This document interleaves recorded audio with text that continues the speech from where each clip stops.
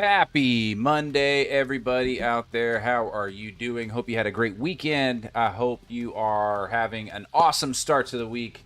Welcome to the stream. Welcome to the channel if you've never been here before. This is a place where you can get your questions answered, whether it's about the law, being a lawyer, a specific case, whatever you want to ask, feel free to ask it. I'm happy to answer it if I can. Couple of reminders. First and foremost, the most important, this channel is not a channel where you can get free legal advice. If I'm talking to you about something, I'm talking about hypotheticals. I'm not talking about your specific case necessarily. In order to get actual legal advice, you need to consult either with me or with a lawyer that is in your jurisdiction. Get an actual meeting with that lawyer, go over the facts of your case, and they would be happy to give you more specific advice. So, this channel is about entertainment. It is about education. It is about talking over some of the more common questions I get as a criminal defense lawyer, answering them, trying to dispel some of the myths, some of the rumors, some of the misunderstandings that people have about criminal defense lawyers. So, without further ado, let's get into tonight's topics. So, tonight we're going to be talking about a couple things. We're going to be talking about work-life balance as a lawyer. That's a big one. We're going to be talking about representing clients with mental health issues. And we're going to be talking about the current trial that is captivating the internet and TikTok and Twitter, and that is the Lindsay Clancy trial. We'll talk a little bit about that and really anything else that comes to mind, anything else that anybody has questions on. So if somebody pops into the chat, somebody pops into the stream, wants to ask a question, please feel free and we'll take it up. All right, so let's get a couple of rounds in. Let's get a round in to get warmed up.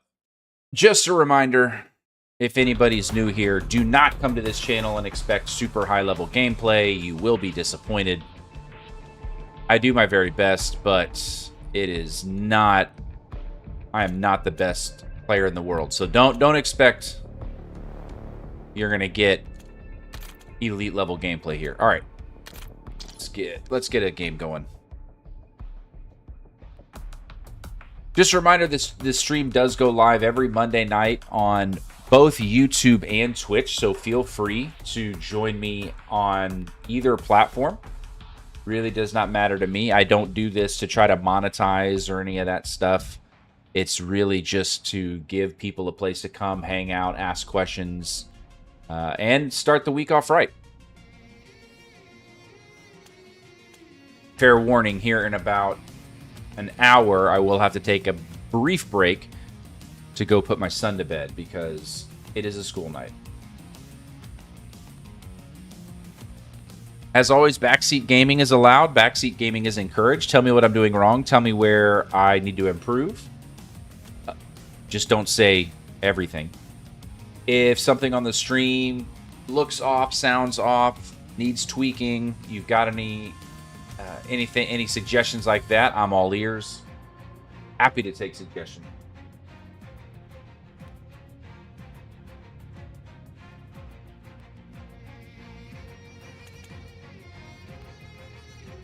Like I said, I'm not doing this because I have big goals of becoming, a huge streamer. I'm really doing this because I want to facilitate conversations about the criminal justice system, criminal law, because it's one of the most important parts of our society that many people just tragically misunderstand.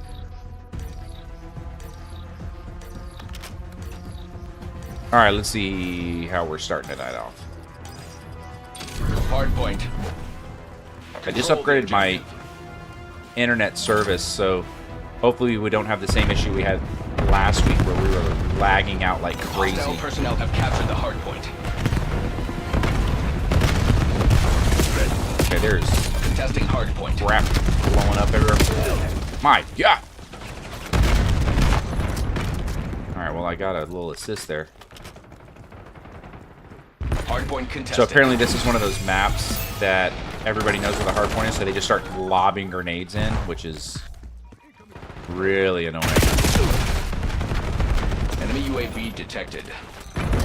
It's giving me PTSD flashbacks from the old Halo days. Contesting hard point. Where you would just throw grenades across the entire map because you knew where everybody spawned.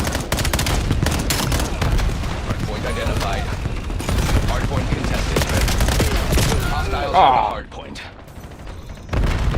Dude was down to 8 health. Hard point is That what active. we're doing? Oh look, I got a Contesting concussion. hard point. PID. Hostile UAV established above. Woo.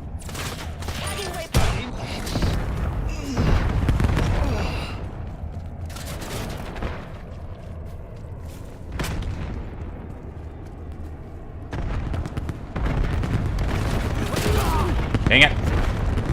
I took too long throwing the grenade.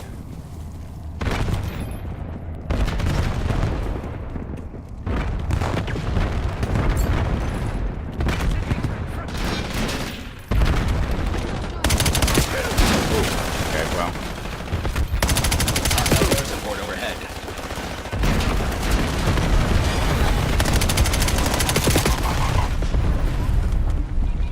Hard point located. Hard point contested. At that point, I just wanted to take out this. Hard point locked down. Hostile personnel have captured the hard point. Hard point active. We control the hard point.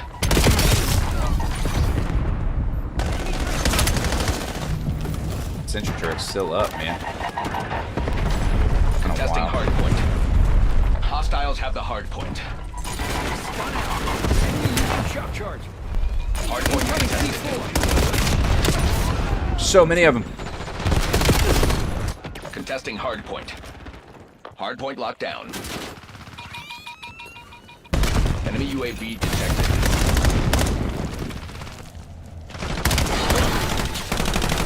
Sniper working. Man, this is absolute chaos. This map is absolute chaos.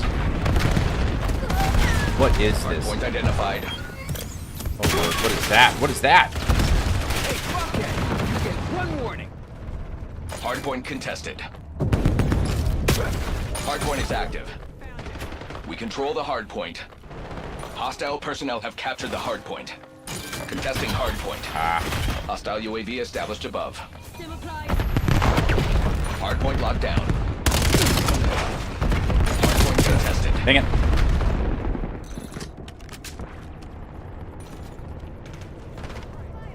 Now that we're getting into the fall season, if anybody does not know what Extra Life is, Extra Life is a charity event that I do every November.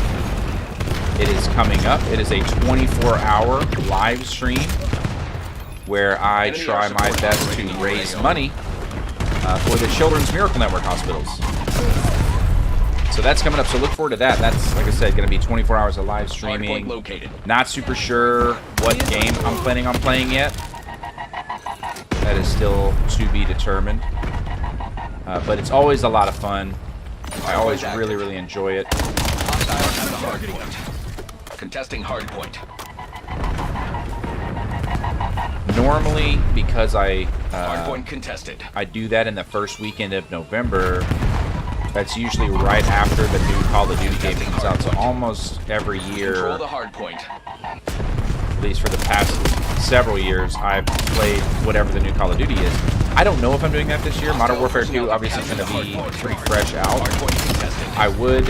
Hard point locked down. Tally, friendly I'm thinking about, changing it up, trying something else, but Call of Duty just... Whoa! Hostiles have the hard point. Call of Duty just really Hostiles lends secure itself inbound. to Enemy UAV being easy detected. to stream for 24 hours. Hard point identified. I did one year. Contesting hard point. Control the hard It was point. the year that Deathloop Hostile came out. personnel have captured the hard point. I did a challenge where I point is basically active. sat down and played through Hard point locked Deathloop down. blind to see if I could beat it from beginning to end in one sitting in 24 hours, and I did, and that was a lot of fun. So if there is a good narrative game that comes out Beware, where enemy I could watchdog do helo that, incoming. I really wouldn't mind doing that. The problem is, We control the hard point. most narrative games that come out where there's a story mode or a single player mode are either you can beat it in 8 hours or it's going to take 120 hours. Hostiles have There are very few narrative-based games contested. that are right at that like 20-24 hour mark, or really 20-22 hour mark. Contesting hard point. Contact. Watchdog Hard helo. point locked down. Hardpoint located. Hardpoint contested. Hostile personnel have captured the hardpoint. Enemy watchdog helo spotted. There, use up all my ammo just Control the hardpoint. shooting. There we go. Get out of here. Now that I have no ammo left, that's okay. I'll die quick. I just wanted to get that stupid helicopter off.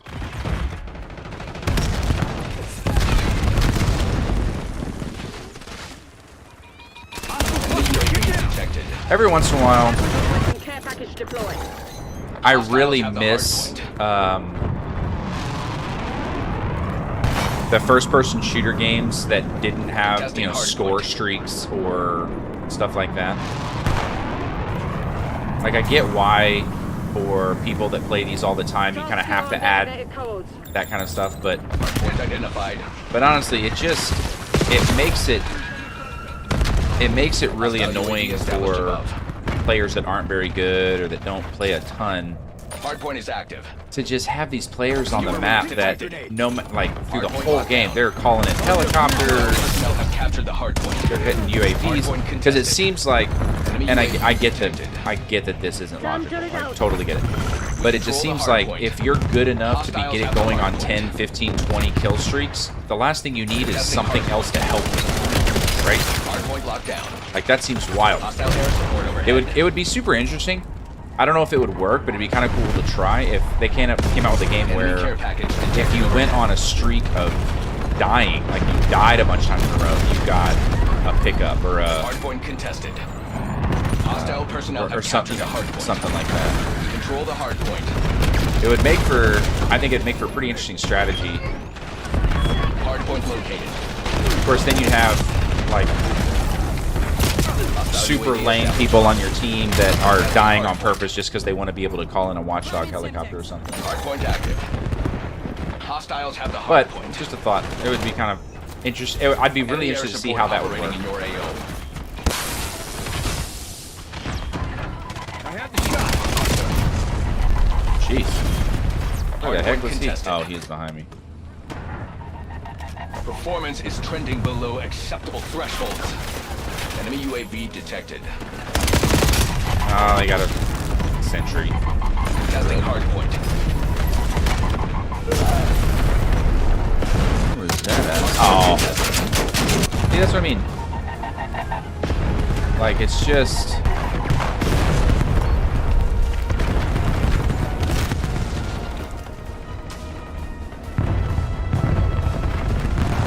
Hardpoint identified. Testing hardpoint. Hostile air support overhead. Alright. Hardpoint is So, active. game one in the books. Hardpoint locked down. Wasn't the best in the world, but wasn't terrible either, I don't think. I don't know. Oh! Hardpoint contested. That guy, I feel like that guy's been dropping... That guy's been dropping bombs this entire round. Hostile personnel have captured the hardpoint. I think I'm gonna create a loadout of nothing but Control the hardpoint. Hostiles have the hardpoint. whatchamacallit, rocket launcher, so I can just start taking that crap out. Enemy air support. Direct move. There we go. Hardpoint contested. Just want to be the dude that takes out score streaks. Pull back. Mission is a failure. Yeesh. I came to fight. Why the hell are the rest of you here?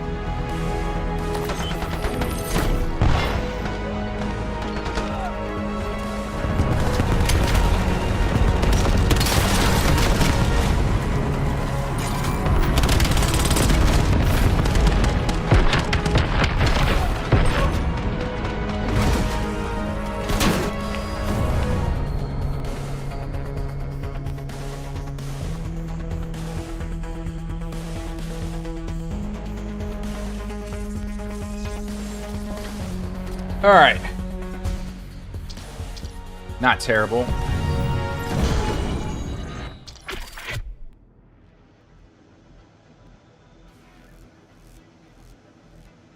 Oh yeah, that's oh.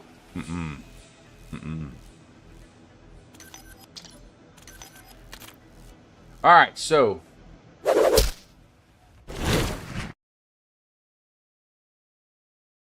let's talk about the first topic of the evening. So the question that we're answering tonight, or one of the questions that we're answering tonight, is, as an attorney, how do you handle work-life balance?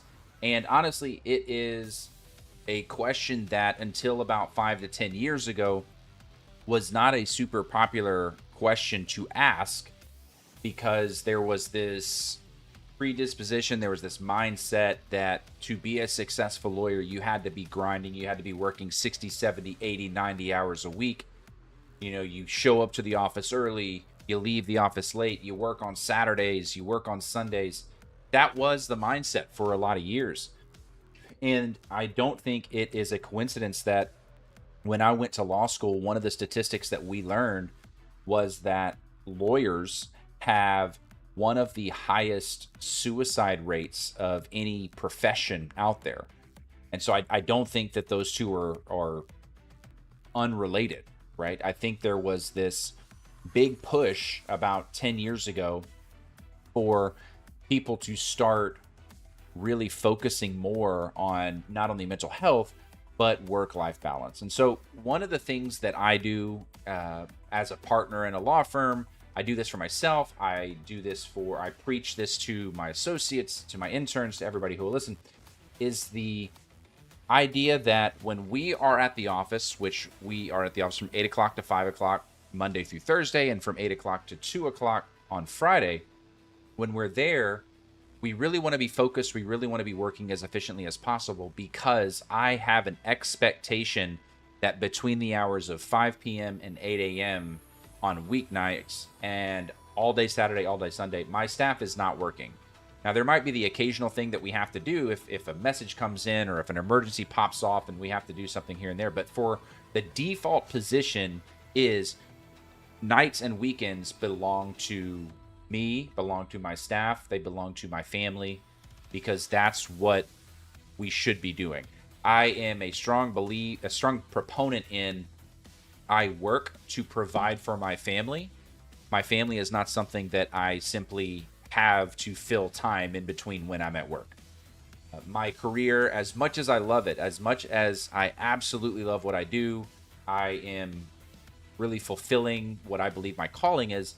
My career does not define me as much as my wife and my children and my home life. And so I constantly prioritize that, and I preach that to young lawyers, that you have to, from a very early age in your career, really set boundaries and say, look, I don't mind working a night if there's a project that needs done. I don't mind coming in on a Saturday if we're preparing for trial, but that's not the default position. And I'm certainly not going to work throughout the week in such a manner that I'm putting things off, or I'm procrastinating, or I'm being lazy because I know, well, I'll just get it done tonight, or I'll just get it done this weekend. That's not how we're going to do things.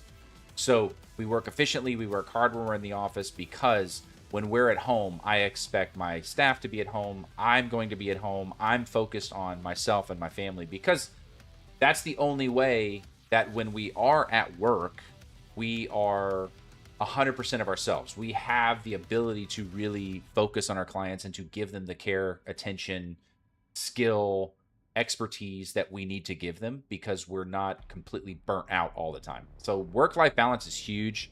It's something that I think is becoming more and more important as the younger generation of lawyers comes into the workplace, and I think that's a good thing.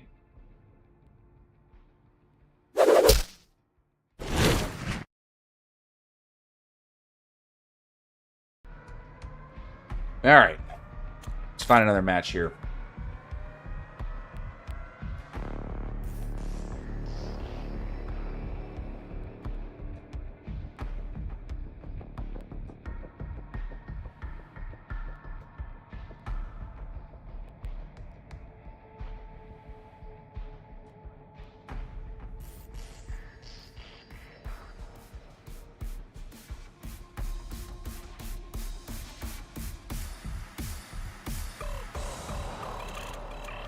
Oh, it would help if... Okay, what? I forgot. I think I liked that last time. The Black Ops Classic. I remember it changed my loadout because I think whatever gun I'm using right now is not available on the loadout. I don't know. But yeah, I mean, attorney work-life balance is something. I think we still have a long way to go, especially with some of the large, big firms. I know if you're going to law school and you want to work for one of these massive law firms when you graduate, there is still an expectation that as a young associate, you'll be putting in very, very long hours. And here's the thing. I'm not even necessarily saying that's a bad thing. I had friends that I went to law school with that got a job with a really big law firm right out of law school. They were young. They didn't have a family. They weren't married. They didn't have kids. And so to them, working 70, 80 hours a week in those first couple of years, they were completely fine with it, right? They enjoyed it. They thought that grind, that constant kind of like fast-paced work environment, that was something that really fueled them and they enjoyed. So the thing about work-life balance is it's very, very individual. It's very different for everybody. And so if you're the kind of person that likes that and likes long hours, or they'd rather, hey, I'm going to work 12-hour days, Monday through Thursday, that way I've got Friday, Saturday, Sunday where I'm doing absolutely nothing, maybe that's the seeker for you. So that the trick is finding whatever works for you, because it is different than everybody. And that's why it's so important that when you're going out into the job market and you're looking at the firm that you want to apply to or eventually get a job with, it's important to try to find one that fits your definition of that balance. Now, I get that's easier said than done, and I understand that sometimes you just need a job because you need to pay the bills, and that's I get it, and I hate that is how sometimes it works. But to the extent that you do get a choice, to the extent that you're looking at one firm versus another, I would caution everybody out there, don't make salary the only Classic kill consideration. confirmed. Really figure out, is this something that is going to be good for my mental health? We are falling behind.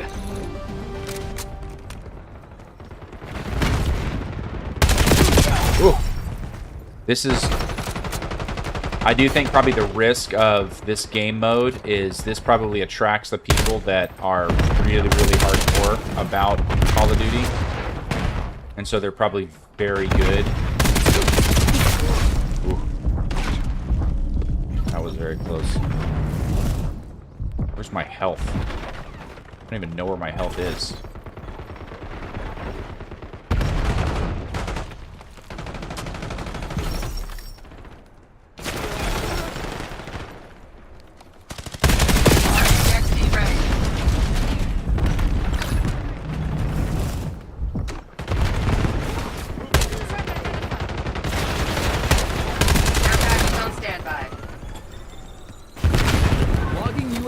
Request. UAV commencing surveillance overflight. Black Ops took the lead. Do not let them keep it. Mover spotted. UAV mission timeline. Halfway check. Authorizing UAV mission.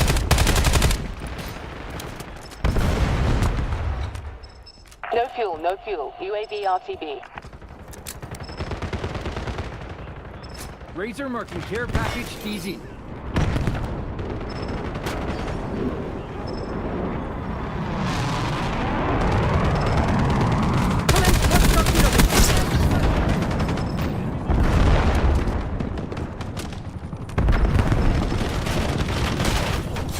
UAV standing by. UAV for a care package is lame.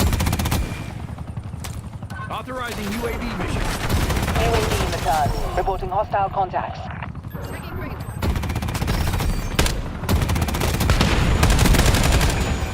There's a lot happening. There's a lot happening UAV still. fuel check 50%. Okay, alright. Okay. Sniper working. Mission timeline over. UAV RCXD exiting on the the area.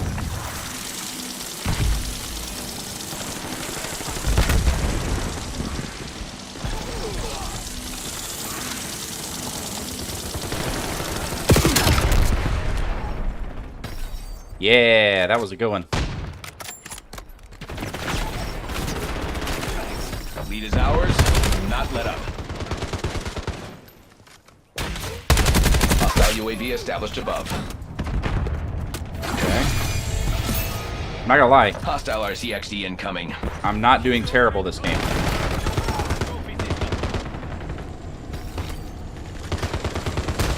RTXD spotted. I'm not doing terrible. Oh, hello, sniper. RCXD available. Okay.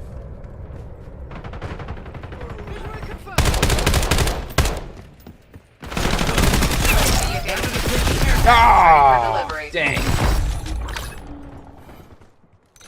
I was doing so good.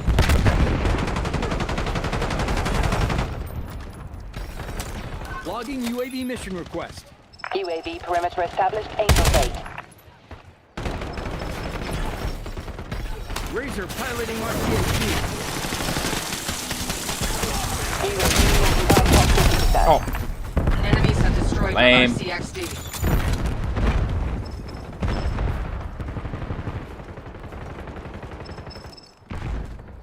No fuel, no fuel. UAV RTXD. Deploying death machine. Submitting care package drop request. Net call. Napalm strike inbound. Enemy UAV detected. oh, my care package. Ooh, okay. Wonder if I can set it up in the window.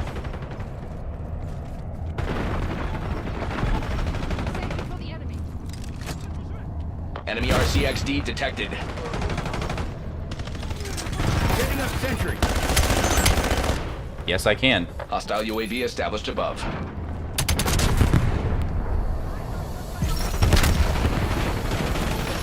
Logging UAV mission request. Next time, We I will claimed the return lead. fire. Start working. Enemy UAV detected. Ow. Hostile RCXD incoming. Woo. RCXD ready. Ah.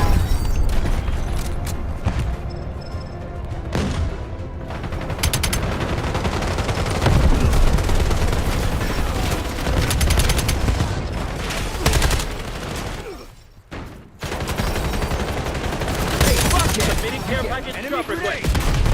Hostage trophy destroyed. We have lost the lead.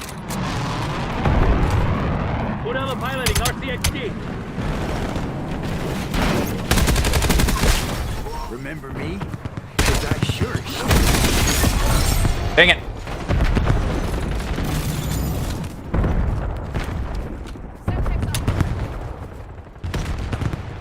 RCXD on here.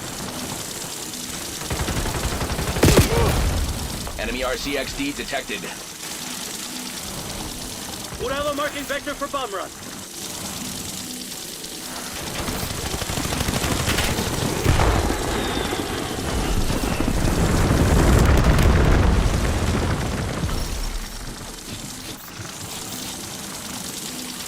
I gotta almost be dead, or already be dead, right? RCXD has been destroyed. Dang it! I went through the whole map twice and didn't see anybody.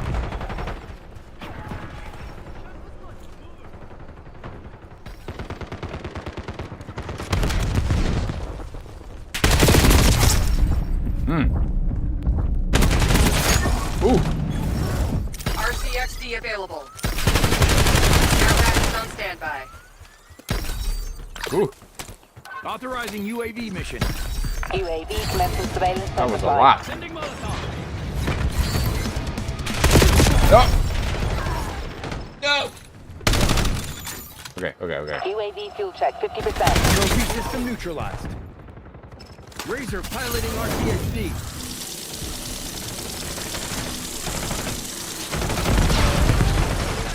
Mission timeline over. UAV exiting the area. Hostile UAV established above. What? Razor marking care package DZ. That's wild. He didn't die.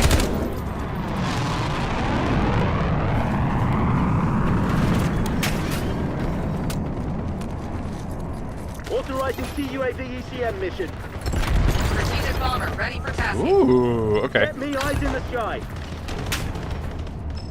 Enemy UAV. Drop care package on my beacon. Get some napalm Razor on my marking target. vector for bomb run. Hostile care package above. Wish I knew how to rotate that. Keep pushing, tech team. We are in the lead. Ooh, good. I got one. This is Dozer. No impact, no idea.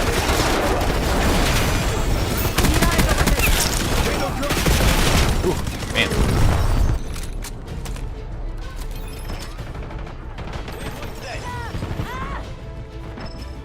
Whatever marking care package defense. RCXD ready. Use strategic bomber deployment on my grid. Enemy UAV detected. RCXD on mission.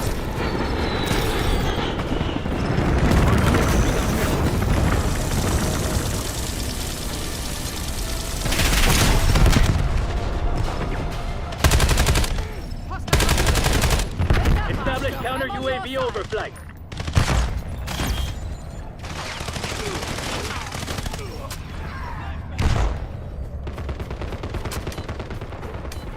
Nope, that's he's on my team. Oh, nope. Nope. Deployed on Battery. Oh. RCXD available. Hostile RCXD incoming. Care package ready for delivery.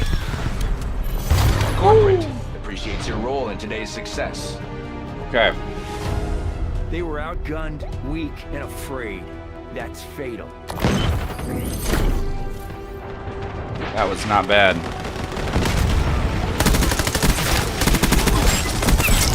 Operating at max efficiency.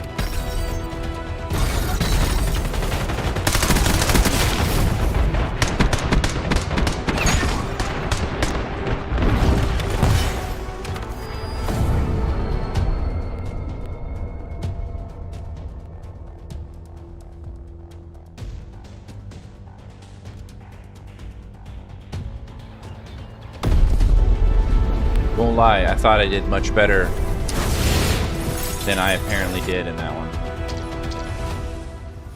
That's okay.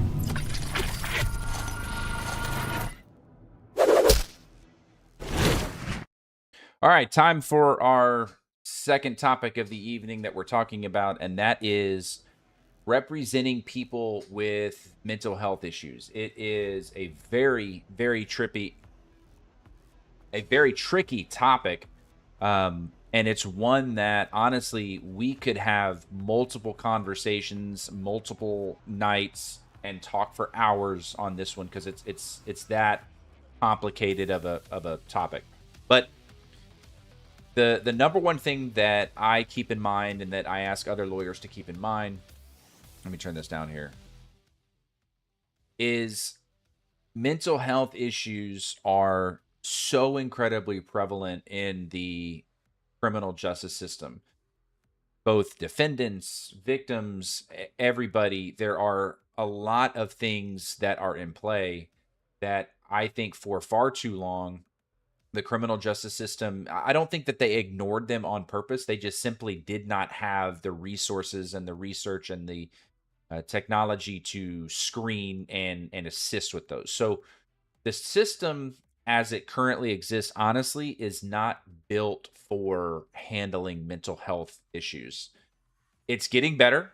There are more and more counties that are instituting specialty court programs like mental health court that are designed specifically to operate as an intervention, in which if somebody has committed an offense that was specifically because of a mental illness that had gone untreated, then there are specialty programs that exist to truly rehabilitate that person in a way that still protects the community and still protects the public from that individual to the extent that that's necessary.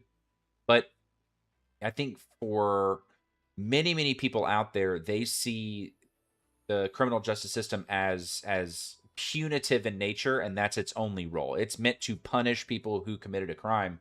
And I think many people often forget that there is a rehabilitation aspect that has to be considered. Racer, how's it going tonight? Thank you for the question. What do you think about law enforcement being the social worker?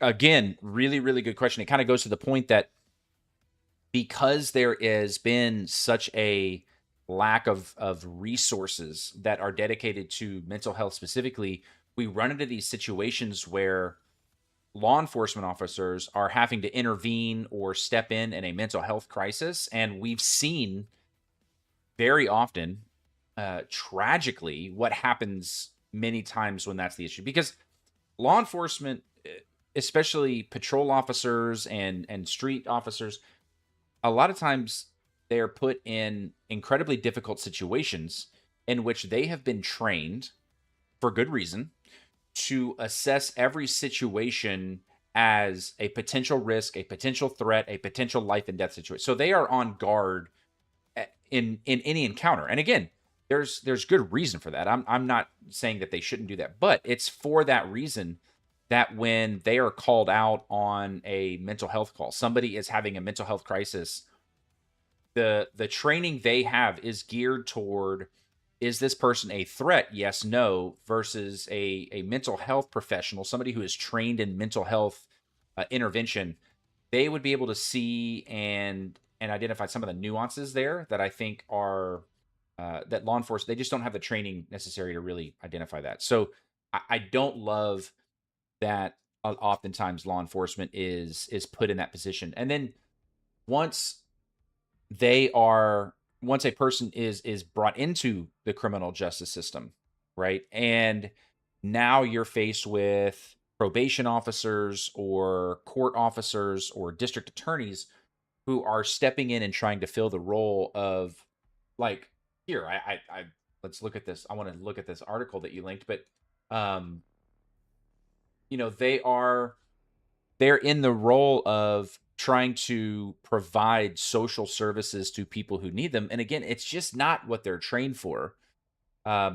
It's equivalent to if you're doing a home improvement project and you have to drill a hole in your wall, but you don't really have a drill. And so you just get a giant screwdriver and just hammer it into the wall till you make a hole that goes. So it gets the job done kind of, but in a really crude way, and certainly not in the most ideal form or fashion.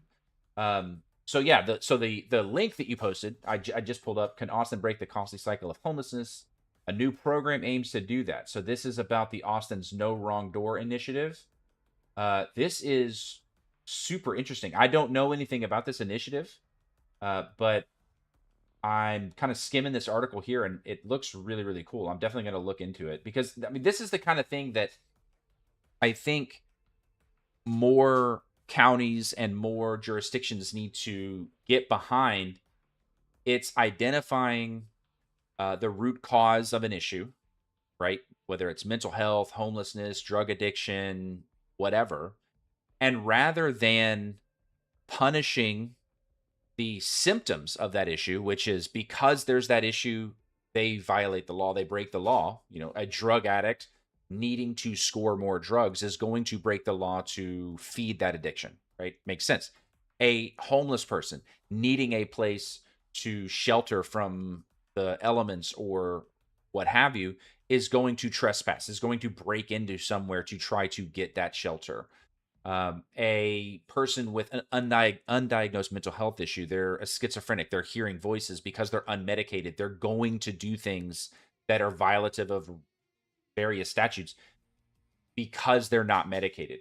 But rather than punish those symptoms, because those are going to happen, find the root cause, address it by, I think, providing resources and funding towards something that addresses the issue. And I think by doing that, you're going to eliminate more of the back end crime. So I think stuff like this is awesome. I think there are things like pretrial diversion programs, which a lot of the counties do, where if you have no criminal history, you get arrested for something that is a relatively minor crime, it's a way for, rather than going through court dates and the court process and a judge adjudicating you guilty and yada, yada, yada, they divert you into this program where you successfully complete this program and the case goes away. So I think things like that, I think, are far better uses of public money, taxpayer dollars, because by doing that, I think you're serving the community, you're serving the public in such a stronger way. Not only because you're rehabilitating these people, because I think you are eliminating and lowering crime by doing that. So yeah, I think programs like this are really, really cool. And I'll, and it's kind of speaking from personal experience. I know some of my most memorable, in a negative way, some of my most memorable cases are ones where I could tell that my client was suffering from undiagnosed mental health issues. And just because of the situation, because of the lack of resources, because of the lack of family support, whatever, there was just not a lot that I could do other than try my best to mitigate the damage, the long-term damage. And oftentimes it feels like, you're in front of a dam and there are just leaks springing out everywhere and you're just kind of sticking your fingers in the leak trying to hold back the water. That's what it feels like when you can see it, because you can tell this person has an undiagnosed issue, but because of the mental health issue, because of the lack of a diagnosis, you can't really rationalize that with them. You can't get them to see that. Because again, I know a little bit about mental health, but I'm not a trained professional. I'm not a psychiatrist. I'm not a psychologist. So I try to get them to go see professionals. I try to get professionals to go see them. But if they don't have the money to do it, the state doesn't have the resources, the funding to pay for those services, it really, really stinks sometimes when, again, all I can try to do is just mitigate the damage, knowing that this person's going to be back. This person's going to continue to get in trouble because we're not solving the problem. And it sucks. It really, really sucks. Racer, it's good to see you. Glad you're here. Like I said, we're talking about mental health. We're talking about the Clancy trial. We're talking about really anything and everything on this Monday.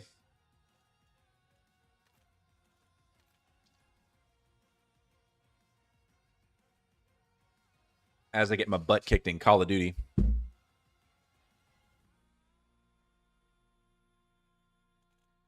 See, Amy. Oh, well, yeah, that's going to happen.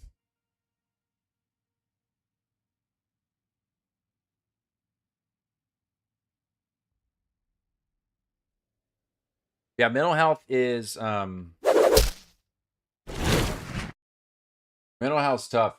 Oh, thank you. I appreciate that. I appreciate that.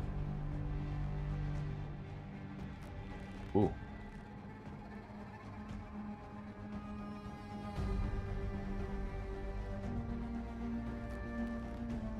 Yeah, I've done I've represented many people. I mean, many people with mental health issues, ranging from kind of your typical ADHD, PTSD, all the way up to I've had people declared incompetent because it's just they lacked the ability to really understand the process that we were going through. They were so deteriorated mentally that I couldn't even have a legitimate cognizant conversation with them. So I've kind of represented people that run the gamut of all the different mental health issues, and they're always very difficult cases, but they are certainly cases that I spend a good amount of time and effort in, because I have a special place in my heart for those individuals. They are a very underserviced community, in my opinion.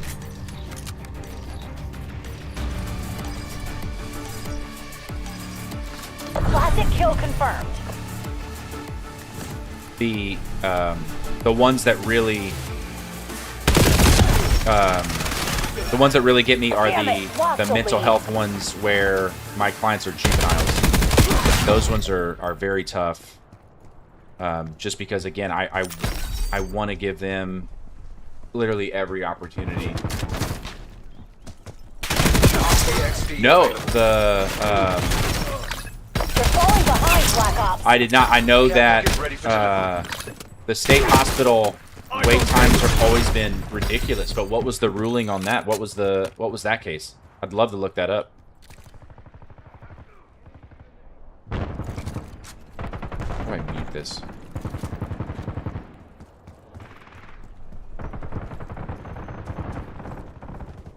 Yeah, I remember at one point. This was a while ago. This was like 4 or 5 years ago. I had a guy that was declared incompetent, needed to go to a state hospital, and I think the wait time at that point was like 3.5 years or something like that, even to get a bed. I mean, it was over 3 years. And I remember when I found that out and was talking to the bailiff of the court, I was telling him, you know, that's ridiculous. The bailiff was telling me, oh, that's not even the longest I've heard of. I mean, some of them are absolutely insane. How long you have to wait for a bed.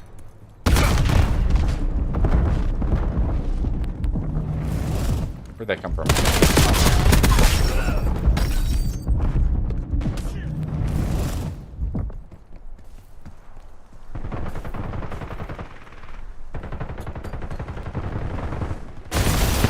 Okay. Who's throwing stuff?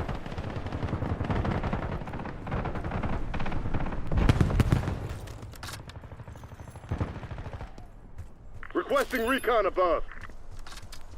Okay. Oh.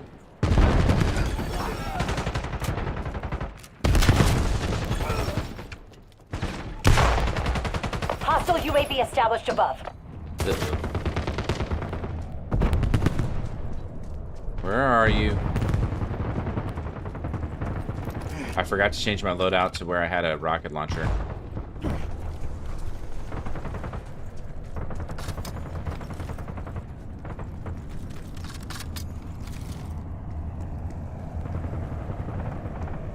Whoop, there they are.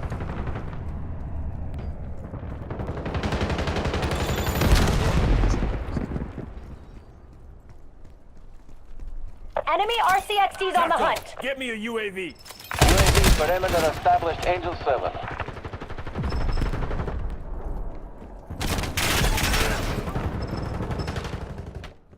Stay tight. We're in the lead. UAV mission timeline halfway check. Enemy UAV detected. Man, I'm like having an issue seeing people this round. Hostile RCXD incoming. Priority tasking request received. We're done.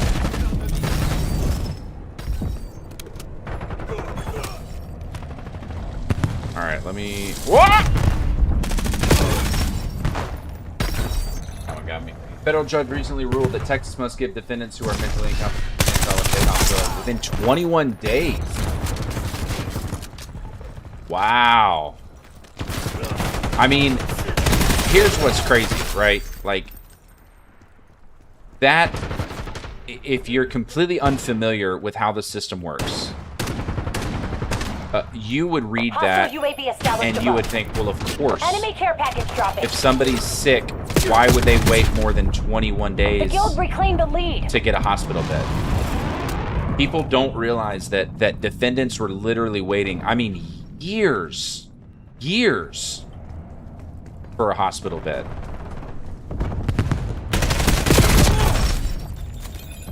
Leads ours. Dave, Stay Warrior on Squad. task. That's amazing. I'm gonna look that case up because that's really, really cool. I honestly, I have a case that, actually 2 that I'm thinking of, that would be impacted by that. Where I have clients that were ruled incompetent that are still waiting for a bed. They're still waiting for a bed.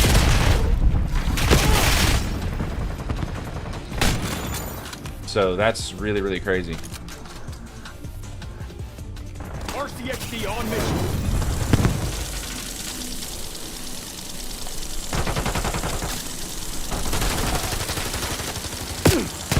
Where are you?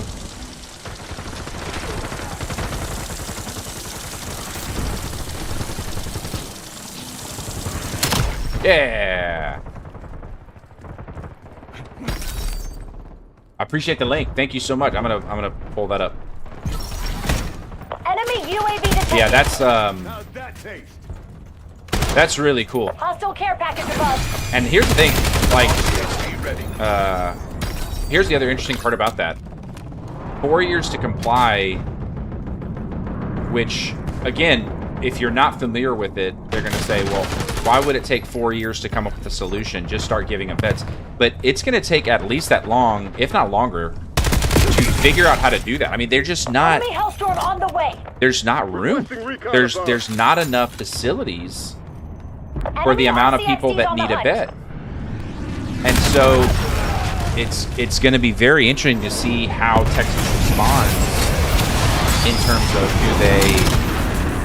do they build more facilities?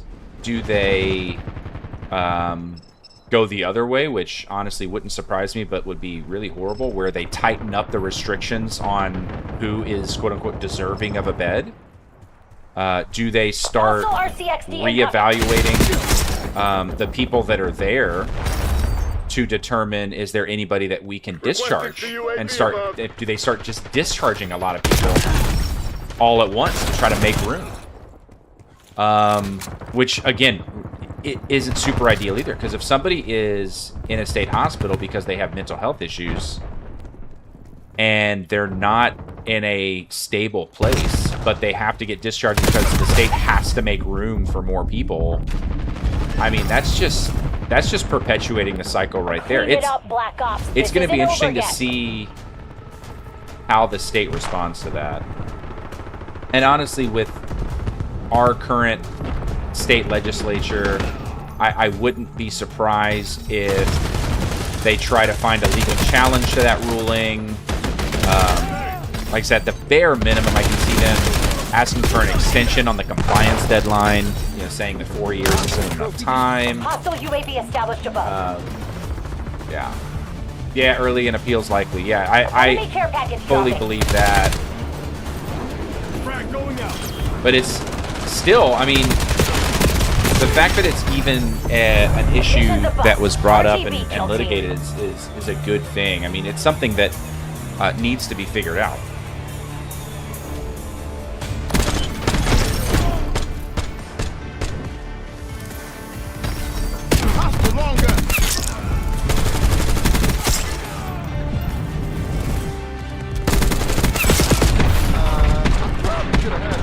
I bet, man.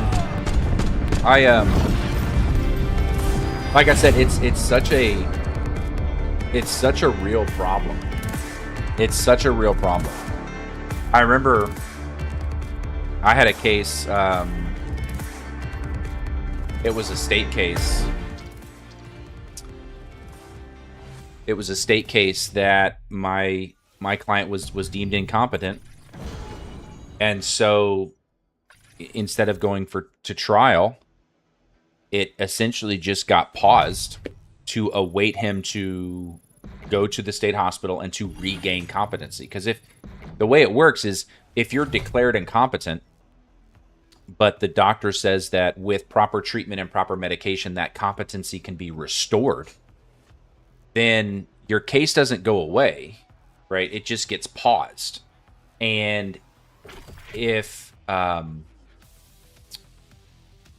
the case gets paused and it's waiting for you to go get the treatment, to get all your mental health issues diagnosed and under control, and once the medication regimen has been started and all of your symptoms have been managed, then at that point they say, all right, your competency has now been restored, and you can, and the case kind of picks up where it left off. And so I had a case that my guy was declared incompetent. He was a young guy, and it got paused. And so I was just chatting with the judge. I'm like, so judge, I guess, he'll go to the hospital, he'll get his medications done, and once his competency is restored, we'll see him back here. And the judge straight up told me, he said, oh, I don't ever believe he'll be back here. I said, what do you mean? He said, he's going to be waiting so long for a state hospital bed that by the time he gets one and goes, it will have been so long that the district attorney's office will likely either just dismiss the case because it's been pending for 4 years, or so many prosecutors will have shuffled in and out of the office that by the time it comes back around, the prosecutor that is handling it will have no idea what this case is even about. And so it was frustrating for the judge because it's this case that's just going to sit on his docket in perpetuity and nobody knows for how long. And it was just kind of a wild realization. Like, I hadn't thought about that. I literally expected, it was when I was a pretty young lawyer, I expected, all right, he got declared incompetent. I guess we'll come back in about 6 months and kind of see where we stand. And the judge said, oh, no, you'll never be back here on this case. And sure enough, we still haven't been. I think he ultimately, about 3 or 4 years after that, finally got into the state hospital. Now we have to keep it. And then he was there for quite some time, well over a year. And then I'm not super sure whatever happened. I think the DA just got rid of the case. Yeah, exactly. The victims got, I mean, there was no justice at all done. The defendant just kind of got shuffled around. I have, no idea if he ever actually got the help that he needed. Who knows how much money was spent housing him? Because in his current state, he was a danger to the public. So he was in jail. And then he got declared incompetent, and he had to stay in jail while he was waiting a state hospital bed. And if memory serves, it was a state jail felony case, which means the maximum penalty was 2 years. Like, if a normal person would have been charged and convicted of the same offense and got the maximum penalty, that person would have received 2 years in jail. And this person served well over double that because of being declared incompetent. There not being room for him. And since he was a danger to the public, and the case was currently pending and paused, he couldn't be released. And as a lawyer, I remember being so troubled by that, because I wanted to advocate on behalf of my client that, hey, he's being held in jail for way longer than justice dictates. But it was a tough position, because I actually knew in a weird way jail was the best place for him, even though it was a terrible place for him. It was so much better than the alternative where he was going to get released and he would have been homeless, nowhere to go, still undiagnosed, still unmedicated, and so he would have hurt himself, hurt somebody else, if he would have been released from jail. So I had to. It's one of the only times in my career where I weirdly advocated for somebody to stay in jail longer than they should have been. It was very bizarre, and I hated it, but it was all I could do.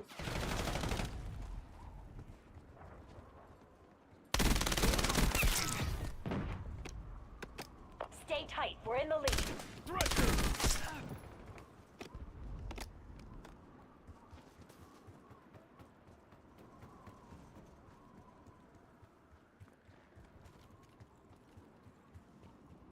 Yeah, it's certainly something that, I tell people all the time, our system is not perfect. You'll never hear me say our system is the most fair system in the world. It's certainly not perfect. It's not anywhere close to that. But it's the system we have. And I think our system, our criminal justice system, has potential to be absolutely amazing, and in a lot of ways it is. I mean, there are things that are built into our criminal justice system that are so beautiful and so perfectly thought out, and the reason that they're there makes so much logical sense. But there are other ways that, because we have, as a society, just have not progressed in our thinking.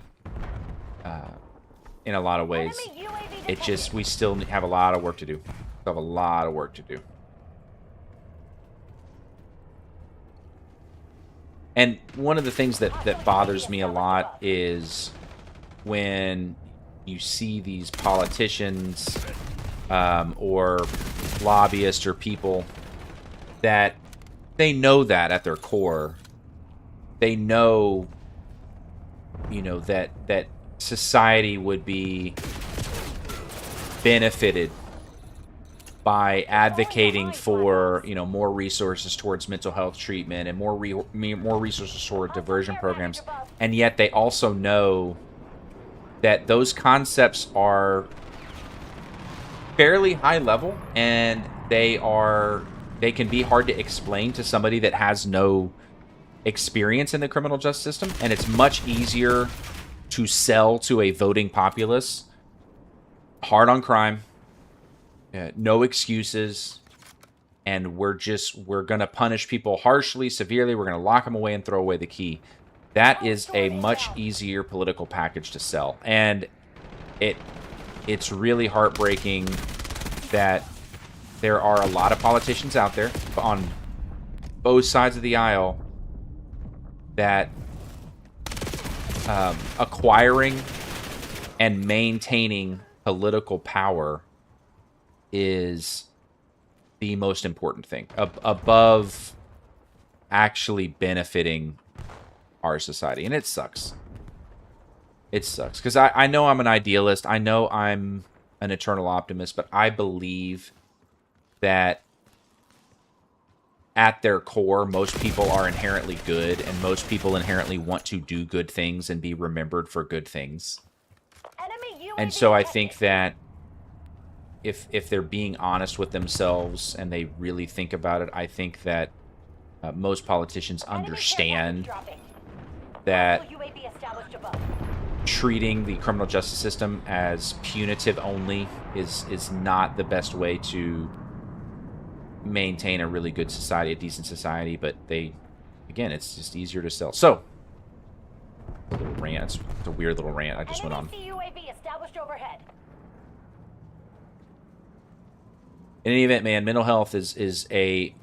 This is why I started this by saying, you know, this is a topic that we could spend hours on. We could spend hours and hours and hours on mental health stuff. It is an incredibly nuanced, very complicated, very detailed topic. Yeah, exactly right. Exactly. And I appreciate you saying that, because one of the main purposes of this channel, that I would like for it to be, is to dispel a lot of the misunderstandings of the criminal justice system generally. I think that, again, because I honestly believe at their core, most people want to be good humans. And so I think if they truly understood some of this stuff, I think you'd get a lot more support for programs like, you know, that Austin homelessness program, for programs like pre-child diversion, mental health court. But just people aren't aware of what they are and why they're important, because they're just, it's not something that they're personally familiar with. Which is a good thing, you know. I don't want people to be personally familiar with the criminal justice system. I don't want the first time you hear about pre-child diversion is because you got arrested for possession of marijuana.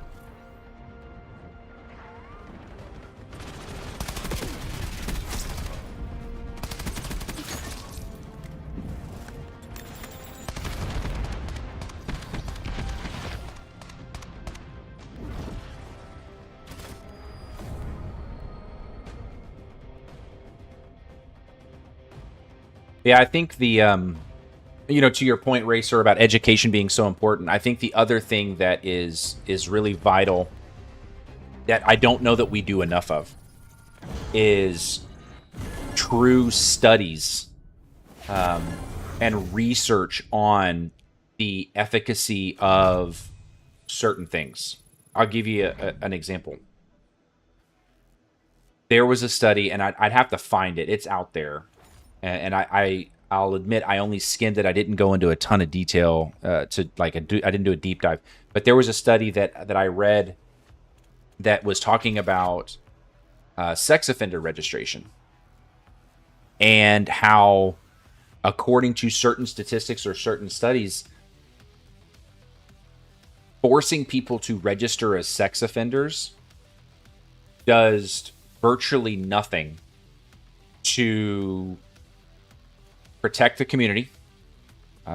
It does virtually nothing to prevent recidivism, reoffending, people committing the same crime again.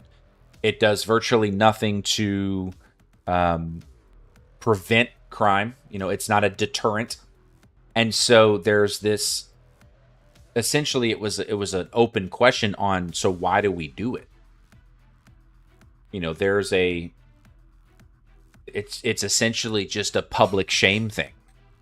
Which again, if we as a society feel that we're okay with that and that's what we want, then that's all right. Then it's not necessarily what I think we should be doing, but and that's not me advocating to get rid of sex offender registration. It was just an interesting point of, I think there are a lot of things that we do in the criminal justice system because we assume that they are safeguards, that we assume that they protect the community, we assume they are deterrents for crime, that if we spent the time and resources to actually study them, we might find not only do they not help, they might actively hurt. There might be things we're doing that actively make the situation worse. So yeah, I think there's a lot more time, effort, money, resources that need to be spent on research and like studying this stuff. There's just so much that we don't know.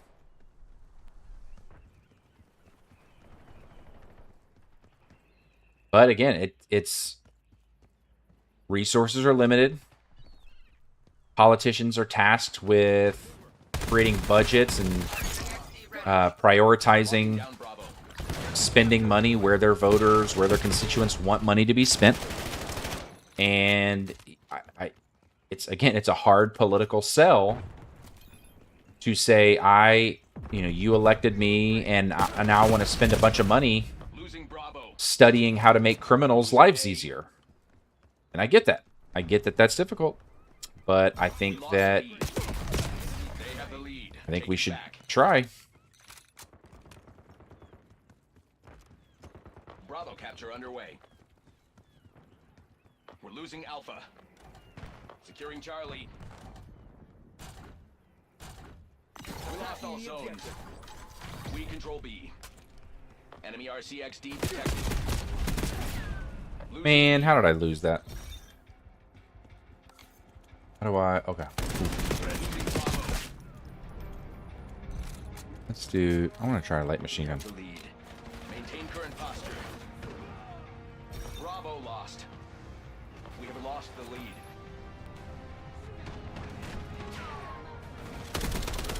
Enemy care package. Yeah, that felt good. Get recon up.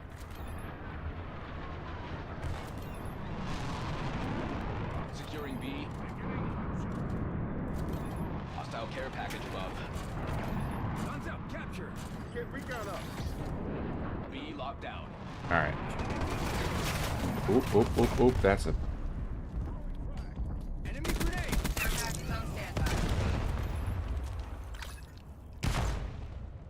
Hellstorm inbound. We're losing Charlie. We've claimed the lead. Widening the gap. Ah! Right when I got there, too. Didn't even get a bunch of good shots on him. B. Hostile UAV established above. Alright, I got my UAV I can pull out here.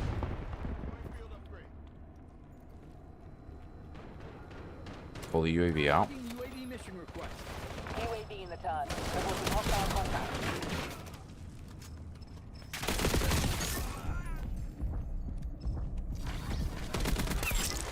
UAV timeline. Halfway checked. Hostile RCXD incoming. Yeah, how much health does a sentry turret have? Well, I want to know. No fuel, no fuel. UAV RTB. Losing Bravo. Losing B. They are taking C. Oh, come on now, guys. Nope. Next time, I will We're return losing fire.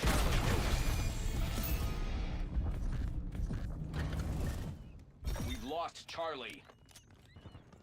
UAV standing by. Authorizing UAV operation. Neutralized enemy sentry turret. Taking Alpha.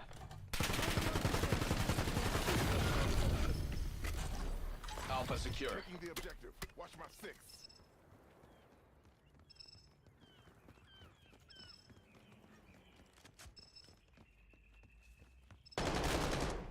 Target.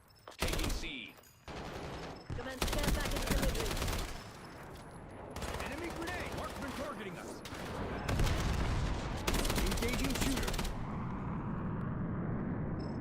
Ah! I knew he was coming too.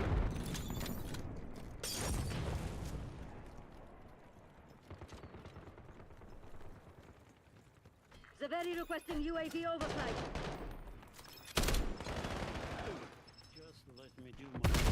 Nope. Dang it.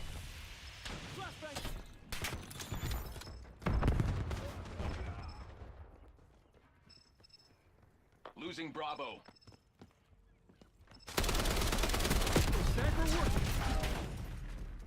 That might be the worst aim of the night. That might be. Be honest.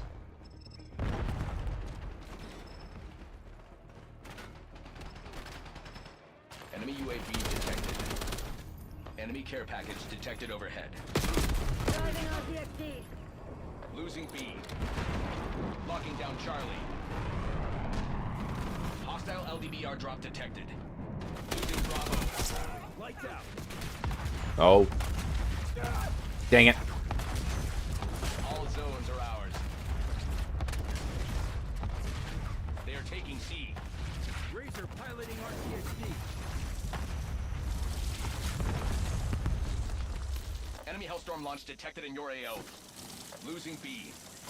We lost C.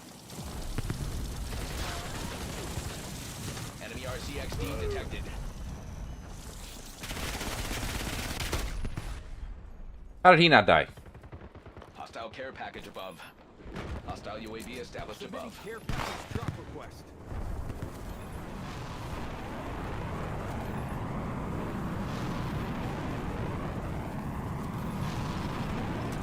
Authorizing UAV mission. UAV perimeter established. Angels 8. Enemy UAV detected. Counter UAV ready for tasking. Lame. UAV mission time clock 50%. Looking glass on station. Jammer operating.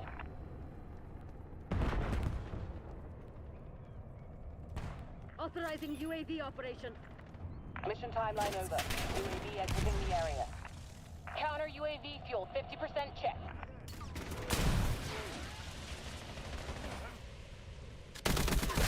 One down. RCXD available. Hostile RCXD incoming. Mission time clock suspended. Looking glass starts immediately. Securing C. Dang it. Get a care package on my crate.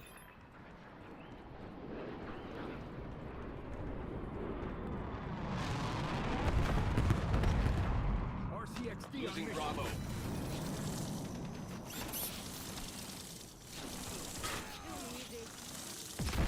Oh, well. Same team. Sorry, my bad. My bad. All channels, enemy LDBR inbound.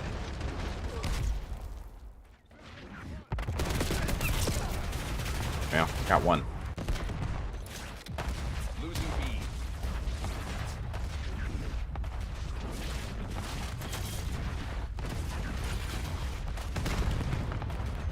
We lost B.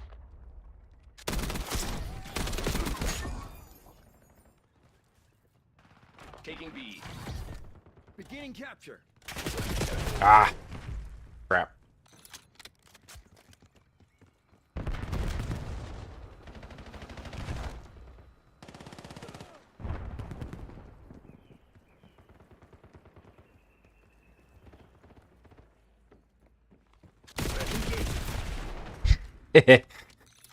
Oops.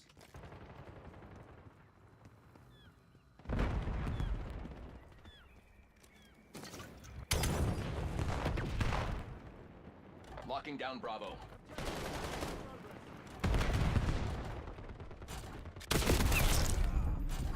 RCXD ready.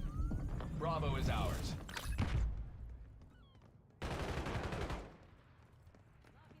Enemy located. Ready for delivery. Damn. Thought I had them both. Logging UAV mission request. Taking C. UAV Razor commences mark. surveillance Care overflight. package easy. Crush them while they're on the defensive. Losing Bravo. UAV blue check 50%. All zones secure. Enemy RCXD detected. Bravo lost. Ah. Metrics exceeded projection. Impressive work. They're off the ledger. Who's next?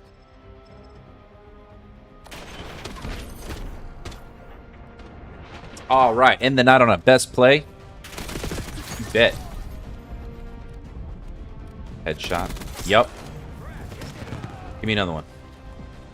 Give me another one. Mm-hmm. Mm-hmm. Mm-hmm. Oh, well. Fair enough. Sweet. All right. Well, that is going to do it for me on this fine Monday. Really appreciate everybody that came by, especially you, Racer. Thank you so much for the chats, the questions, the conversation. That's what I live for. Yeah, man, awesome convo. I will be live again next Monday night, really pretty much the same time. Don't know what my topic's going to be for next week yet, but stay tuned. So hope to see you back. Spread the word. Get some more people in here. I'd love like a lively kind of back and forth conversation about this kind of stuff because it's something that I'm super passionate about. So until I see you guys, hope you have an amazing week. I hope you have an awesome weekend, and I will see you next Monday. And until then, be good and stay on the right side of the bars.